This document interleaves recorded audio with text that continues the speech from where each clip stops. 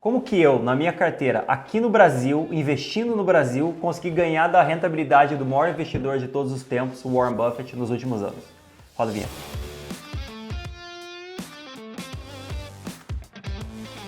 Então, pessoal, a pergunta que mais me fazem quando o pessoal descobre que eu sou fã do Warren Buffett, que eu leio tudo sobre o Warren Buffett, todos os livros do Warren Buffett, todas as cartas do Warren Buffett, todos os vídeos do Warren Buffett, a pessoa sempre pergunta, mas cara, se você gosta tanto assim do Warren Buffett, por que você não simplesmente compra as empresas que o Warren Buffett compra? É bem simples, mas vamos entender quem é o Warren Buffett. Basicamente, o Warren Buffett é o maior investidor de todos os tempos, não porque ele conseguiu a maior rentabilidade anual ou porque ele ganhou mais dinheiro por 5 anos. Porque faz coisa de quase 60 anos que ele tem uma rentabilidade muito elevada, bem superior ao índice da Bolsa Americana. Ele está rendendo mais ou menos uns 20% ao ano, enquanto a Bolsa Americana rende mais ou menos uns 12% ao ano. Acumulado desde 1964, o Warren Buffett rendeu 1.211.154% contra simplesmente 27.000% do S&P. Quer dizer, a rentabilidade acumulada, né, o juro sobre juro foi causando um crescimento muito maior da fortuna do Warren Buffett. Dos 800 bilhões de dólares que ele investe hoje, coisa de 90% ele ganhou nos últimos 10 anos. Quer dizer, o dinheiro vai se acumulando e vai rendendo cada vez mais essa montanha de dinheiro, né? Essa bola de neve, que inclusive é o nome de um livro sobre o Warren Buffett. Tem um jeito que muita gente não sabe que você pode investir super fácil junto com o Warren Buffett. Você compra ações da holding de investimentos do Warren Buffett, chama Berkshire Hathaway. Negocia no Brasil, inclusive, com o ticker BERK32. Você pode simplesmente comprar e você vai ganhar exatamente a mesma coisa que o Warren Buffett ganha todo ano. Vale a pena comprar BERK32? Vale, mas a BERK32 cresce, o resultado da Berkshire cresce mais ou menos 15% ao ano em dólar nos últimos 10 anos. Do ano passado para cá, os resultados da Berkshire acabaram de sair lá nos Estados Unidos. Ela cresceu mais ou menos 6,6%. Então, assim, tem um bom resultado, tem um bom crescimento, mas não é aquele resultado excepcional, maravilhoso. A gente consegue encontrar empresas aqui mesmo no Brasil que têm um resultado muito melhor, que dão mais dinheiro a longo prazo. Além disso, o mercado americano hoje está caro. A bolsa lá subiu bastante esse ano, inclusive foi bastante surpreendente para muita gente. A bolsa subiu, mas os resultados das empresas estão caindo, né? Muita gente acha que vai ter recessão lá, achava que ia ter recessão esse ano, estão empurrando a recessão para o ano que vem. Muita gente já fala que nem vai ter recessão. O fato é, se você olhar o múltiplo histórico da bolsa americana, né, o quanto você paga pelos lucros da bolsa ou o preço-lucro da bolsa americana, hoje ela negocia mais ou menos 30 vezes lucros, o que é bastante alto se você pensar que o lucro das empresas está caindo. E com o juro subindo, provavelmente a economia pode ser que não entre em recessão, mas dá uma esfriada, né? Para de crescer tanto, então provavelmente o resultado das empresas não vai crescer tanto quanto cresceu nos últimos, 10 anos. E provavelmente as empresas lá estão caras. Então agora vale muito mais a pena investir no Brasil do que investir nos Estados Unidos, porque as empresas no Brasil estão mais baratas e conseguem entregar um crescimento melhor que as empresas americanas. Tanto isso é verdade que o próprio Warren Buffett está investindo em empresas japonesas.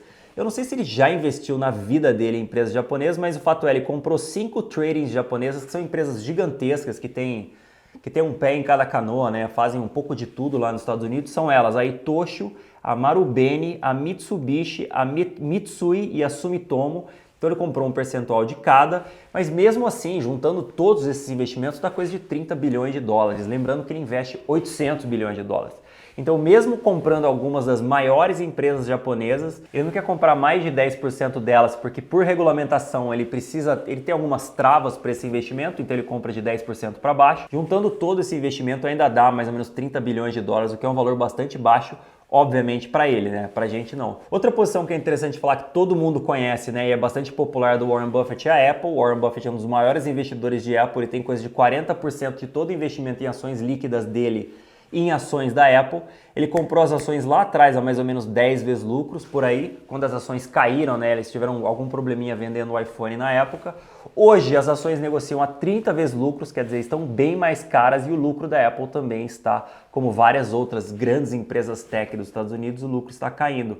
Então assim, não parece barata, não parece valer a pena comprar nesse momento e a Apple já é tão grande, que, entendeu, para onde ela vai crescer agora? A não ser que eles inventem um chip de inteligência artificial que vai ser implantado, o iChip que vai ser implantado no seu cérebro e revolucionem um novo produto de consumo eletrônico do mundo. Mas olhando do jeito que a empresa está até hoje, nos parece que ela está um pouco precificada demais, né, para o resultado que ela vem apresentando. Outra coisa que é legal de falar do portfólio do Warren Buffett é que ele começou a comprar muitas petroleiras desde o ano passado, né?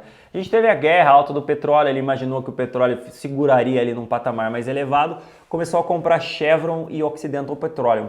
Ele vem comprando muito Occidental Petroleum, é uma empresa que produz gás de xisto nos Estados Unidos, vem crescendo bastante, tem um campo bastante grande já adquirido lá na bacia permiana americana, sei lá, Permian Basin, mas ela já negocia num múltiplo bem elevado se a gente comparar ela com as empresas brasileiras, né?